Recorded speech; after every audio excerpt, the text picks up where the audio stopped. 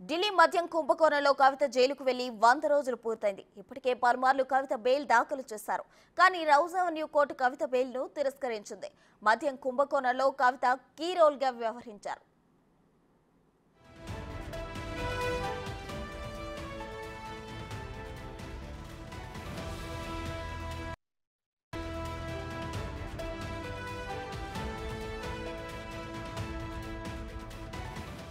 తిహార్ జైల్లో ఉన్న కవితను ఇప్పటికే కేటీఆర్ 3 సార్లు మీట్ అయ్యారు.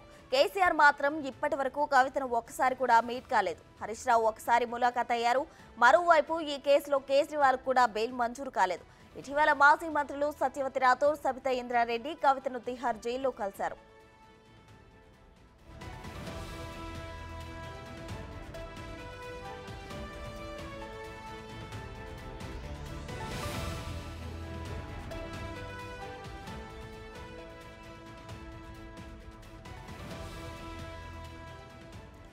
కవితకు బెయిల్ ఎప్పుడు వస్తుందన్న విషయంపై బీఆర్ఎస్ నేతలు ఉత్కంఠగా ఎదురుచూస్తున్నారు. కవితను జైలు నుంచి బయటకు తీసుకురావడానికి విశ్వ ప్రయత్నాలు చేస్తున్నారు.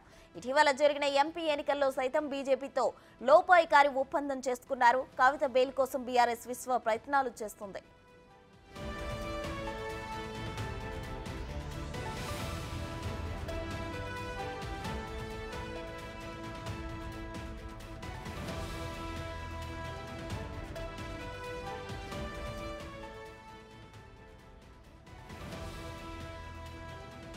మరిన్ని వివరాలు మా ప్రతినిధి శివ ఢిల్లీ నుండి లైవ్ లో అందించడానికి సిద్ధంగా ఉన్నారు. శివ, చెప్పండి. అయితే ఢిల్లీ లిక్కర్ స్కామ్ కు సంబంధించి కవిత జైలుకు వెళ్లి 100 రోజులు పూర్తవుతుంది. అయితే ఏంటి అసలు బెయిల్ వస్తుందా రాదా? రౌజ్ అవెన్యూ కోర్టు ఆమె ఎప్పుడు బెయిల్ కి అప్లై చేసినా తిరస్కరిస్తుంది. దీనికి సంబంధించిన డీటెయిల్స్ ఏంటి?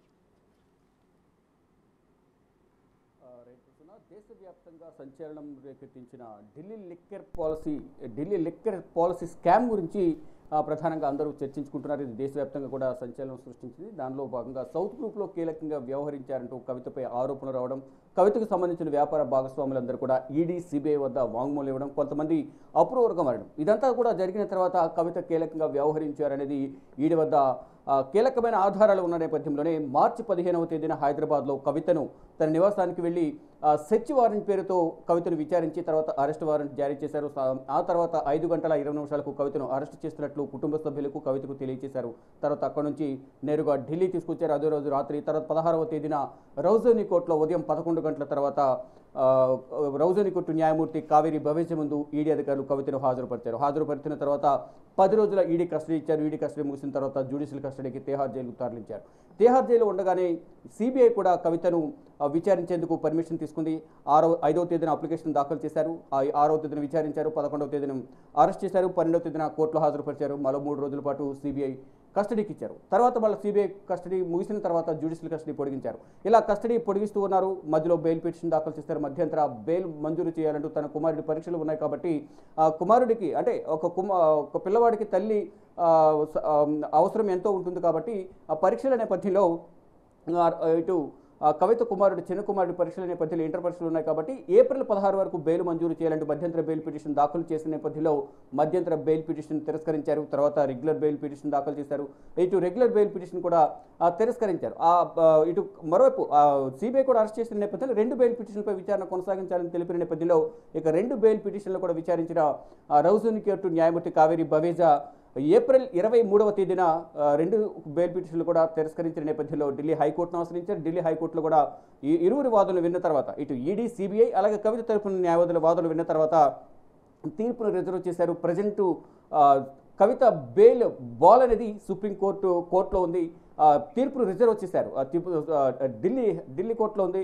ఢిల్లీ హైకోర్టు న్యాయమూర్తి స్వర్ణకాంత శర్మ కవిత బెయిల్ పిటిషన్కు సంబంధించి తీర్పును రిజర్వ్ చేశారు. ఇక కవితకు సంబంధించి కవితను ఎవరు కలుస్తున్నారు, ఎవరు కలవడం లేదు, ఎవరు పరామర్శిస్తున్నారు, ఎవరు పరామర్శించడం లేదు అనేది ఒక విషయానికి వస్తే ప్రధానంగా మొదటి నుంచి కూడా కవిత అరెస్ట్ అయిన దగ్గర నుంచి పలుమార్లు హరీష్ రావు, కేటీఆర్, పార్టీకి సంబంధించిన సీనియర్ నేతలు అనుచర వర్గం కవిత అభిమానులందరూ కూడా కొంతమంది తిహార్ జైలుకు వెళ్ళి ములాఖాతుల భాగంగా కలుస్తూ ఉన్నారు. మరికొంతమంది ఆ కవితను రౌజనీ కోర్టుకు తీసుకొచ్చే సందర్భంలో ఆ కవితను కలుస్తూ ఉన్నారు. ఒకానొక సందర్భంలో కూడా కవితను రౌజనీ కోర్టులో కలిసేందుకు వస్తున్న సందర్భంలో ఇటు న్యాయమూర్తి కావేరి బవేజా కవితను వీడియో కాన్ఫరెన్స్ ద్వారా మాత్రమే హాజరుపరచాలంటూ కూడా ఆదేశాలు జారీ చేశారు. అంటే దానికి ప్రధాన కారణం సిబిఐ కస్టడీలో ఉండగా సిబిఐ కస్టడీ ముగిసిన తర్వాత రౌజనీ కోర్టుకు వచ్చిన సందర్భంలో కవిత మీడియాతో మాట్లాడుతూ జస్ట్ కోర్టు హాల్ దాటి బయటకు వస్తున్న సందర్భంలోనే 1 ఫీట్ బయటకు వస్తున్న సందర్భంలోనే ఇది సిబిఐ కస్టడీ కాదు, బీజేపీ కస్టడీ. బయట బీజేపీ ఏదైతే ప్రశ్నలు ఏదైతే ఆరోపణలు చేస్తుందో అక్కడ సిబిఐ కూడా అదే ప్రశ్నలు అడుగుతుంది. గత 2 సంవత్సరాలుగా అడిగిన ప్రశ్నలని అడుగుతున్నారంటూ వ్యాఖ్యలు చేయడం, ఆ వ్యాఖ్యలు వెనకే ఉన్న న్యాయమూర్తి కావేరి బవేజా చెవిన పడడం, దానికి సంబంధించి సంతకాల సేకరణ కోసం వెళ్ళిన సందర్భంలో కవిత న్యాయమూర్తి మోహిత్ రావుకు ఒక వార్నింగ్ అనేది సున్నితంగా ఇచ్చారు. మరలా కోర్టు హాల్లో మాట్లాడితే మాత్రం కోర్టుకు రానివ్వరు, డైరెక్ట్గా వీడియో కాన్ఫరెన్స్ ద్వారానే తిహార్ జైలు నుంచి హాజరుపరచారంటూ కూడా ఆదేశాలు జారీ చేశారు. దానికి అనుగుణంగానే తరువాత 2 సార్లు కూడా వీడియో కాన్ఫరెన్స్ ద్వారానే కవితను రౌజనీ కోర్టుకు రాకుండా తిహార్ జైలు నుంచే తిహార్ జైలు అధికారులు వీడియో కాన్ఫరెన్స్ ద్వారా రౌజనీ కోర్టులో హాజరుపరిచిన నేపథ్యంలో తర్వాత 2వసారి ఆ కుటుంబ సభ్యులను కలిసేందుకు అవకాశం ఉంటుంది. అంటే మానసికంగా కొన్ని అనారోగ్య సమస్యలు ఉన్నాయి కాబట్టి కుటుంబ సభ్యులను కలవాలి, తన కుమారులను కలవాలి, తన సిస్టర్స్ని కలవాలని కోరిన నేపథ్యంలో అప్లికేషన్ పెట్టుకున్న నేపథ్యంలోనే మళ్ళా బయట ఎటువంటి వ్యాఖ్యలు చేయకుండా ఉంటేనే పర్మిషన్ ఇస్తారని చెప్పి పర్మిషన్ ఇచ్చారు. తర్వాత వచ్చిన సందర్భంలో కుటుంబ సభ్యులను అందరినీ కలిసారు. సందర్భంలో వారి చెల్లెళ్ళు కానీ కుమారులిద్దరూ, ఆమె భార్య, మరోవైపు ఇతర అనుచర వర్గం అని కూడా వచ్చిన సందర్భంలో వారందరినీ కూడా కలిశారు. ఇక తర్వాత ఇక్కడ కలవడం ఒక ఎత్తు అయితే ములాఖాతులో భాగంగా తిహార్ జైలుకి వెళ్ళి కలవడం ఒకటి.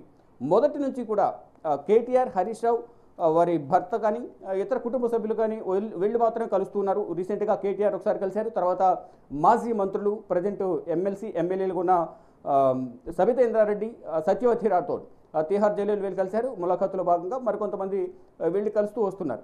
బాలకసుమన్ కానీ, మరోవైపు ఆర్ఎస్ ప్రవీణ్ కుమార్, వినోద్, అలాగే పలువురు వెళ్ళి కవితను తిహార్ జైలు కలుస్తున్నారు. కానీ ఇప్పటి వరకు కూడా తండ్రి కేసీఆర్ మాత్రం ఇప్పటి వరకు కవితతో ములాఖాత్ అయిన సందర్భాల్లో ఇటు తిహార్ జైలుకి వెళ్ళడం కానీ, మరోవైపు రౌజనీ కోర్టుకు వచ్చి అక్కడ కలవడం కానీ ఇప్పటివరకు ఎటువంటిది జరగలేదు.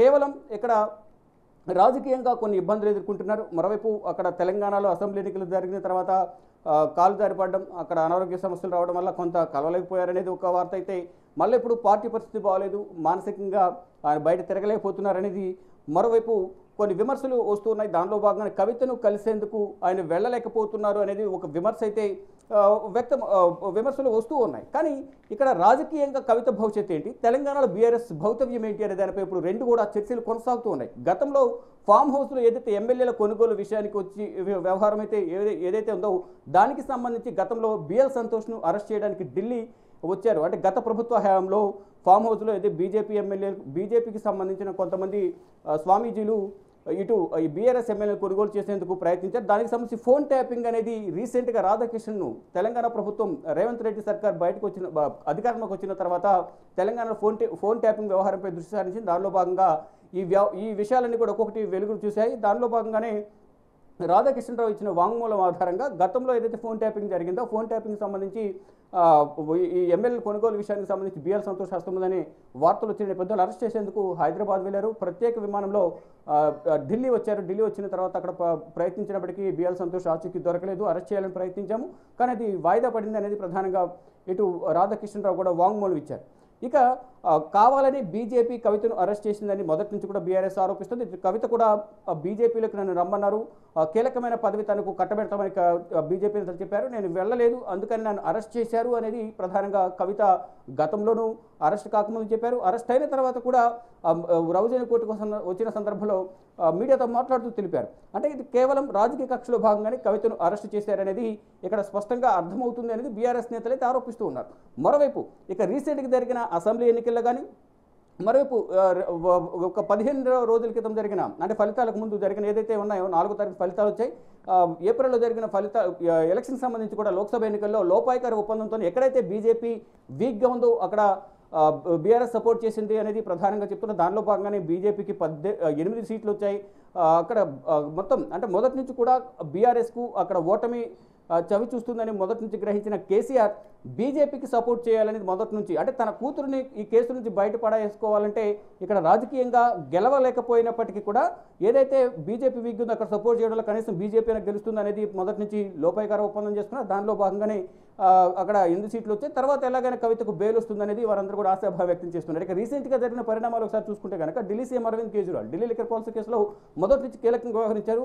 ఇటు కవితను అరెస్ట్ చేసిన వారం రోజులు, అంటే 5 రోజులకు 15వ తేదీన కవితను అరెస్ట్ చేశారు, 21వ తేదీన అరవింద్ కేజ్రీవాల్ అరెస్ట్ చేశారు. ఇక రీసెంట్గా 2-3 రోజుల క్రితం రౌజోని కోర్టు వెకేషన్ బెంచ్ న్యాయమూర్తి న్యాయబిందు అరవింద్ కేజ్రీవాల్కు బెయిల్ మంజూరు చేస్తూ ఆదేశాలు జారీ చేశారు. ₹1,00,000 బాండ్ పూచికత్తుతో ఈ షరతులతో కూడిన బెయిల్ మంజూరు చేశారు. అయితే దీన్ని సవాలు చేస్తూ ఈడీ అధికారులు, ఈడీ తరపున న్యాయవాదులు అయితే ఢిల్లీ హైకోర్టును ఆశ్రయించారు. అంటే ఏదైతే లోకల్ కోర్టు, ట్రయల్ కోర్టు ఇచ్చిన తీర్పును స్టే విధించాలంటూ పిటిషన్ దాఖలు చేసిన నేపథ్యంలో దానిపై విచారణ చేసిన న్యాయమూర్తులు ద్విసభ్య ధర్మాసనం, ఇది కూడా vacation bench, present vacation holidays కొనసాగుతుంది, ఢిల్లీ హైకోర్టు వెకేషన్ బెంచ్ దీన్ని స్టే విధిస్తూ కూడా, అంటే స్టే విధించిన దానిపై తీర్పు రిజర్వ్ చేశారు. అంటే స్టే ఎందుకు విధించాలి, ఆల్రెడీ ట్రయల్ కోర్టు తీర్పు ఇచ్చింది కాబట్టి బెయిల్ మంజూరు చేయాలంటూ కూడా అరవింద్ కేజ్రీవాల్ తరపున న్యాయవాదులు విక్రమ్ చౌదరి, రితేష్ రాణా, అలాగే అభిషేక్ మను సింఘ్వి తమ వాదనలు వినిపించారు.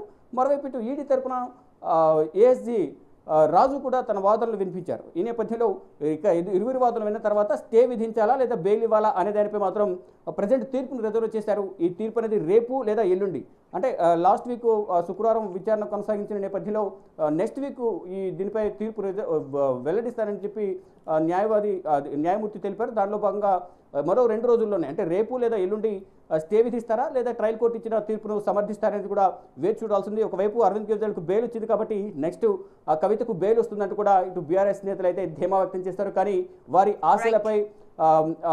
ఆస్తులు అడియాస్తులనే మనం ప్రధానంగా చెప్పుకోవాలంటే అరవింద్ కేజ్రీవాల్కు బెయిల్ వచ్చిన నేపథ్యంలో దాన్ని స్టే విధించే విధంగా కూడా తీర్పు వెలువరించాలంటూ ఈడీ ఢిల్లీ హైకోర్టును ఆశ్రయించిన నేపథ్యంలో ఇప్పుడు కవితకు కూడా బెయిల్ వస్తుందా లేదా అనే దానిపై కూడా కొంచెం సంశయం నెలకొంది.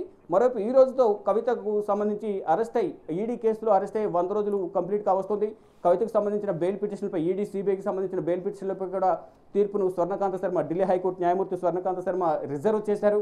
అరవింద్ కేజ్రీవాల్కు బెయిల్ వస్తే కవితకు కూడా బెయిల్ వస్తుందనేది ప్రధానంగా వారందరూ బీఆర్ఎస్ శ్రేణులందరూ కూడా ఆశాభావం వ్యక్తం చేస్తారు. కానీ ఏం జరగబోతోంది, కవితకు బెయిల్ వస్తుందా లేదా అనేది కూడా చూడాల్సింది. కానీ మనం ఢిల్లీ లిక్కర్ పాలసీ స్కామ్కి సంబంధించి కేసు మొదలైనప్పటి నుంచి కూడా 2021-22 ఢిల్లీ లిక్కర్ పాలసీ మొదలైనప్పటి నుంచి దాంట్లో అరెస్టులు జరిగినప్పటి నుంచి కూడా ఏ ఒక్కరికి కూడా 3 నెలల లోపు ఎవరికి బెయిల్ మంజూరైన దాఖలాలు ఎక్కడ కనిపించలేదు. దాదాపు 6 నెలల లోపు మాత్రమే 6 నెలల వరకు ఎవరికి బెయిల్ లభించలేదు. ఇటు రాజ్యసభ ఎంపీ, ఆమ్ ఆద్మీ పార్టీకి సంబంధించిన రాజ్యసభ ఎంపీ కూడా 6 నెలల తర్వాతనే ఈ ఢిల్లీ లిక్కర్ పాలసీస్ కేసులో, ఈడీ కేసులో కూడా బెయిల్ లభించింది. ఇప్పుడు కవితకు బెయిల్ లభిస్తుందా లేదని చూడాల్సి ఉంది. మొత్తంగా చూసుకుంటే ఇప్పుడు ఒక తీవ్రమైన చర్చ అయితే కొనసాగుతుంది. అరవింద్ కేజ్రీవాల్ బెయిల్ వచ్చిన తర్వాత కవితకు బెయిల్ వస్తుందని అందరూ ఆశాభావం వ్యక్తం చేశారు. మరోవైపు ఇటు తీహార్ జైల్లో ఉన్న కవితను ఇప్పటి వరకు కేసీఆర్ ఎందుకు కలవలేదు అనేది ప్రధానంగా దేశవ్యాప్తంగా ఇటు తెలంగాణలో రాజకీయ వర్గాల్లో తీవ్రమైన చర్చ కొనసాగుతోంది. కానీ ఇటు రాజకీయంగా కూడా తెలంగాణలో బీఆర్ఎస్ మొత్తం కొంత ఇబ్బందులు ఎదుర్కొన్న పరిస్థితి కనిపిస్తుంది. ఎవరికి వారు ఎమ్మెల్యేలందరూ కూడా ఎవరి వారు చూసుకుంటున్నారు, వివిధ పార్టీలకు వెళ్లేందుకు ప్రయత్నాలు చేస్తున్నారు. దానిలో భాగంగా ఇటు తెలంగాణలో బీఆర్ఎస్ పరిస్థితి, రాజకీయ భవిష్యత్తు ఏ విధంగా ఉండబోతుంది, మరోవైపు తీహార్ జైల్లో ఉన్న కవిత భౌతికం ఏంటి అనే దానిపై కూడా తీవ్రమైన చర్చ కొనసాగుతుంది. ప్రసూన. Thank you Shiva.